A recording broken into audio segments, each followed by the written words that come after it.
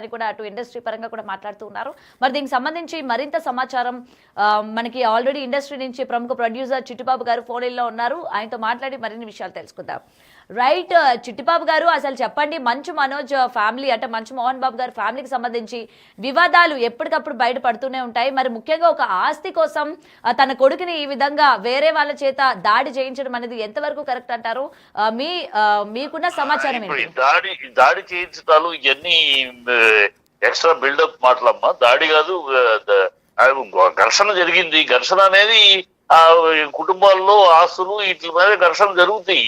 అదేదో దాన్ని ఏ కుటుంబంలో జరగనట్టు, ఎక్కడా లేనట్టు, ఇదేదో వింతగానో కొత్తగా జరిగినట్టు దాన్ని మనం రుద్దటం అనవసరం. కుటుంబంలో ఉంది. ఆ పిల్లాడు కొంచెం విష్ణుకిను ఆ పిల్లాడికి చాలా తేడా ఉంది. విష్ణు డిసిప్లైన్ గా పద్ధతిగా ఉంటాడు.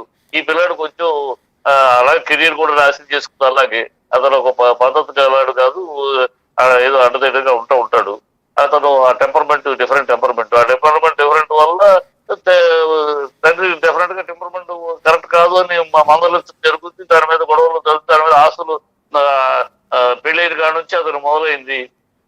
ఆ అమ్మాయి ఇన్స్టిగేట్ చేయటము, ఇంకోటి అది కావాలి, నాకు ఇది కావాలి, ఇవి విడదీయాలి, అది ఇవన్నీ ఏ కుటుంబంలోనూ ఉంటాయి. సంపద ఉన్న కుటుంబంలో ఉంటాయి. అది సినిమా మనిషి కనుక మనము దాన్ని బయటికి ఇచ్చి రచ్చ చేసి చేయాలని ప్రయత్నం చెప్తే మామూలు ఎక్కడ కేసు ఎక్కడుందామా, ఎక్కడ కేసు ఏం పెట్టలా. ఏ పోలీస్ స్టేషన్ లో ఉంది కేసు, ఏ పోలీస్ స్టేషన్ లో కేసు లేదు. ఏదో కేసు పెడతా అన్నాడు, దాన్ని పట్టుకుని కేసు పెట్టేశారు, నువ్వు వేసేస్తున్నారు. ఎక్కడ లేదు. ఇది ప్రతి కుటుంబంలో, ఆ సంపద ఉన్న కుటుంబంలో జరిగే గొడవలే. అందుట్లో అతనికి ఆ పిల్లడు కొంచెం రఫ్ టైపు, కొంచెం టెంపర్మెంటల్ టైపు కనుక, అదే మరి విష్ణుతో రాదు గొడవ. ఆ టెంపర్మెంట్ టైప్ కనుక వస్తాయి మామూలే. కుటుంబంలో లేవు, ఎవరి కుటుంబంలో ఉండదు, అన్నింటిలో ఉంటాయి. కొన్ని బయటకు వస్తాయి, కొన్ని బయటికి రావు, అంతే. ఇది ఆర్టిస్ట్ కనుక మోహన్ బాబు కనుక ఇమ్మీడియట్ గా అదేదో పెద్ద ఎక్కడా జరగరా అని ఒక వింత విషయం జరిగినట్టు, ఎక్కడా జరగని పరిణామాలు జరిగినట్టు అనేక, ఇంక్లూడింగ్ ఆదాని కుటుంబంతో సహా ఉన్నాయి. ఆదాని కుటుంబంలో ఆదానికిను ఆయన తమ్ముడికి లేవా, అంబానీకిను ఆయన తమ్ముడికి లేవా, ఎన్ని తోడుకోడల మధ్య గొడవలు లేవా, ఎన్ని మాట్లాడతామో మనం. వాళ్ళ కుటుంబ విషయాలు వాటి గురించి ఇంతగా ఫోకస్ చేసి మాట్లాడటం కూడా అనవసరం. ఓకే, అంటే గతంలో కూడా ఇటు మంచు మనోజ్ కి అలాగే మంచు విష్ణు కూడా జరిగిన ఒక సంఘటన గురించి సోషల్ మీడియాలో పెట్టడం కూడా జరిగింది కదా చిట్టిబాబు గారు. చెప్తున్నా, అందుకని అతను టెంపర్మెంట్ పిల్లాడు, ఆ పిల్లాడు కరెక్ట్ పిల్లాడు కాదు. మోహన్ బాబుకి ఒక డిసిప్లైన్ గా, ఒక క్రమశిక్షణ తోటి ప్రొఫెషన్ లో ఉన్నాడు. ఇవాళ కాలేజీ నడుపుతున్నా కూడా ఒకటి డిసిప్లైన్ తోటి నడుపుతున్నాడు కాలేజీని. అలాంటి డిసిప్లైన్ లో పిల్లడికి అలా విష్ణు అలా డిసిప్లైన్ లో ఉన్నాడు. ఈ పిల్లలు ఇండిసిప్లైన్. ఈ కనుక వస్తా ఉంటాయి. ఈ పిల్లలు ఒక ఇంట్లో నలుగురు ముగ్గురు పిల్లల్లో ఒక పిల్లాడు ఇండిసిప్లైన్ అయినప్పుడు ఆటోమేటిక్ గా క్లాష్లు, ఇబ్బందులు వస్తా ఉంటాయమ్మా. అందుతో భాగమే ఇది. ఒక పిల్లాడు కరెక్ట్ పిల్లాడు కాదన్నప్పుడు అంతే జరుగుతూ ఉంటాయి. ప్రధానికి అడ్డు జరుగుతూ ఉంటుంది, ప్రధానికి గొడవ జరుగుతూ ఉంటుంది. టెంపర్మెంటల్ కరెక్ట్ టెంపర్మెంట్ కాదు ఆ పిల్లాడికి. నాకు తెలుసు కనుక చెప్తున్నాను. ఆ ఫ్యామిలీతో బాగుంది. ఆ పిల్లడి టెంపర్మెంట్ కొంచెం రఫియన్ టైపు, కొంచెం అడమెంట్ టైపు, కొంచెం ప్రతి మూర్ఖంగా మొండిగానే మాట్లాడే టైపు. అది డెఫినెట్ గా కుటుంబంలో ఇబ్బందులు తీసుకొస్తుంది కదా. రైట్, అంటే ఈ రోజు మోహన్ బాబు అంటే మంచు మనోజ్ డైరెక్ట్ గా పహాడి పోలీస్ స్టేషన్ లో ఫిర్యాదు అయితే చేయడం జరిగింది కదా చిట్టిబాబు చెప్పి. ఎక్కడ కంప్లైంట్ కనుక్కోండి, కంప్లైంట్ ఏమి ఇవ్వలేదమ్మా. ఓన్లీ 100 కి ఫోన్ చేస్తే ఏదో చేశారని వచ్చారు అంటున్నారు. ఎక్కడ కంప్లైంట్ ఇవ్వలేదు మోహన్ బాబు ఇవ్వలా. మనోజ్ కంప్లైంట్ ఎక్కడ, ఏ స్టేషన్ లో కంప్లైంట్ కనుక్కు చెప్పండి మీరు జర్నలిస్ట్ గా. ఎక్కడ ఏ కంప్లైంట్ లేదు. ముందే ఇదిగో పులి అంటే అదిగో తోక అంటే ఇదిగో పులి అన్నట్టు అయిపోయిపోయాను మీడియాలో బిల్డప్ తప్పితే. అంటే మరి సార్, ఇప్పుడు మంచు మనోజ్ రక్తం వచ్చినట్టు దాడి చేయించారు, హాస్పిటల్ కూడా ఆయన వెళ్ళారు అని అయితే వినిపిస్తూ ఉన్నాయి కదా. మరి అంత దారుణంగా దాడి చేయించడం అనేది కరెక్ట్ అంటారా? వినిపించటమే, దాడి జరిగిందా, రక్తం వచ్చేటట్టు వెళ్ళిందా, ఎన్ని పిచ్చి మాటలమ్మా.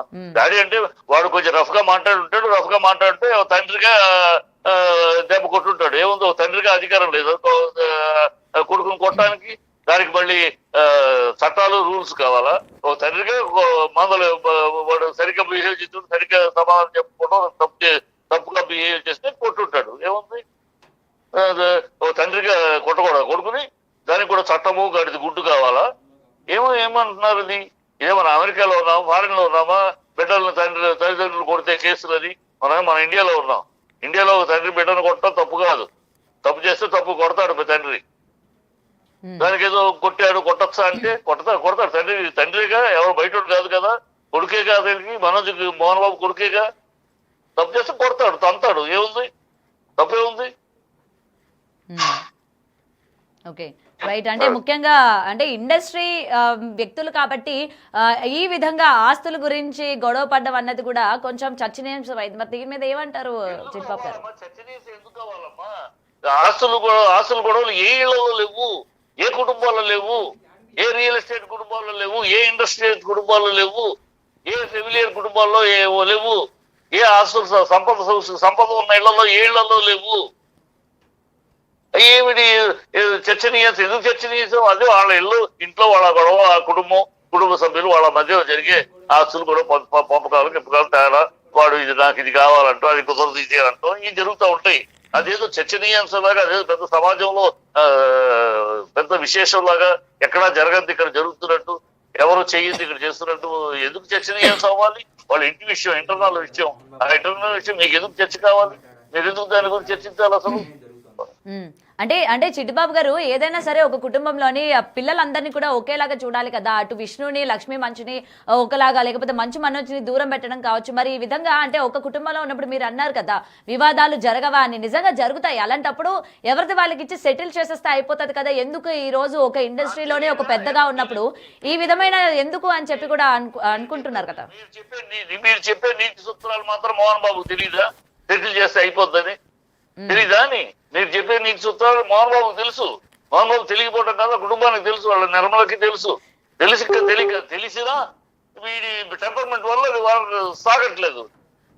నాకు ఇచ్చేది నీకు, వచ్చేది నీకు ఇస్తారు, నాకు అది కూడా కావాలి ఇది కూడా కావాలంటే ఏ కుటుంబంలో కుదురుద్దా? అన్ని నాకే కావాలంటే కుదురుద్దా?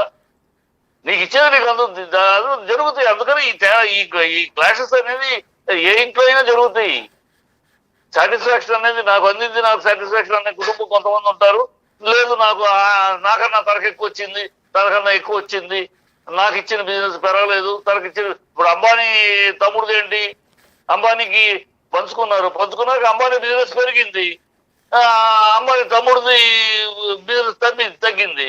అందుకని వెళ్ళి నాకు ఆస్తు తక్కువ ఇచ్చారని అంటారండి. ఒక్కొక్కడు అదృష్టం ఒక్కొక్కటిది.